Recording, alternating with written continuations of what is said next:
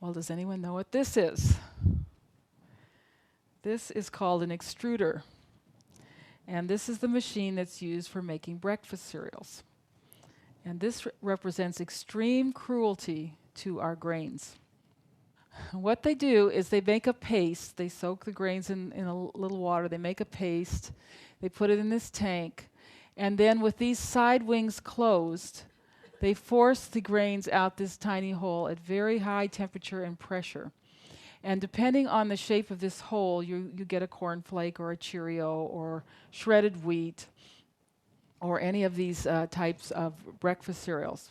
Puffed oats and puffed wheat are also made this way. They will not puff by themselves. They have to be forced at very high temperatures and pressure. Now, Americans eat billions of boxes of cereal every year. This is a huge industry and a very powerful industry. And this industry has convinced the FDA that there's no difference between a grain of wheat, a normal grain of wheat, and a grain of wheat that's been extruded. And if you do a literature search, you will not find a single published paper on this subject, on either animals or humans, on the effects of extrusion, eating extruded grains on their health. That's how powerful this industry is. It's kept everything out of the literature that might even give us an idea of what happens when we extrude these grains. I do know, however, of 2 unpublished studies on extruded grains. One was described in a book called Fighting the Food Giants by Paul Stitt. He worked for a cereal company, and he discovered this study in their files. They had looked at puffed wheat, and they had 4 groups of rats. The first group of rats got normal wheat and water. The second group of rats got water and vitamins. The third group of rats got water alone. And the fourth group of rats got all of the puffed wheat that they wanted to eat and water. The first group of rats lived over a year. No real health problems. The second group of rats lived for 6 weeks. There's a lesson right there. We can't live on vitamins alone. The third group of rats died at 4 weeks. The group of rats that got all the puffed wheat they wanted, they died at 2 weeks. So 2 weeks versus a year. Extruded wheat versus regular wheat. I think there's a difference there. But the FDA says there's no difference. The second study was done by a man named Laurent Zanier, who did not publish it, but he described it to me on the phone. He had 3 groups of rats. One group of rats was fed normal rat chow. The second group of rats was fed cornflakes. And the third group of rats was fed the box that the cornflakes came in.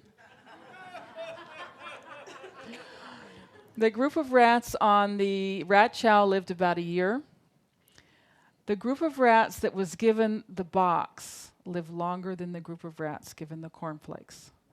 The last cornflake rat died on the day the first box rat died. Now, the rats who got the box died of starvation. They lay down in their cages and became listless, and they just died. But the rats who got the cornflakes became agitated and began to run around in their cages and bite each other and have fits and seizures, and they died of convulsions. And then they did an autopsy, and they found lesions. This is abnormalities in the gut and on the nerves. So there was something very toxic to the nervous system about the cornflakes.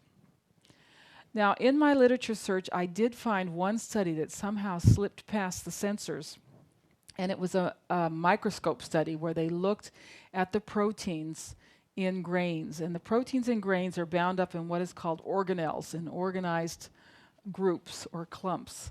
And when they go through this extrusion process, very high heat and high temperature, they are broken up and warped and distorted. Does it sound familiar? Sounds like pasteurization, doesn't it? We need to be very careful of proteins, especially the proteins in grains and milk, because they are fragile, and once they get warped and distorted, they become toxic. And obviously, in the case of the proteins in grains, they become neurotoxic. Now, here we have a supermarket with a whole row of extruded breakfast cereals, and this photograph was taken in a health food store. And these are organic grains, right? And they don't have any artificial colors. They don't have any sugar. These are good for you cereals, right? The thing about organic grains, whole grains, first they have more protein, and organic grains have more protein than non-organic grains. So the likelihood is you're going to get more of these toxic, neurotoxic protein fragments in the health food cereals than you would if you were buying Cocoa Puffs in the supermarket. And we have a generation of children who starts out each morning eating these breakfast cereals. Do you think there's a connection between the fact that these kids can't sit still in school and have behavior problems and can't concentrate and can't learn, and these extruded breakfast cereals? I think that there's a connection.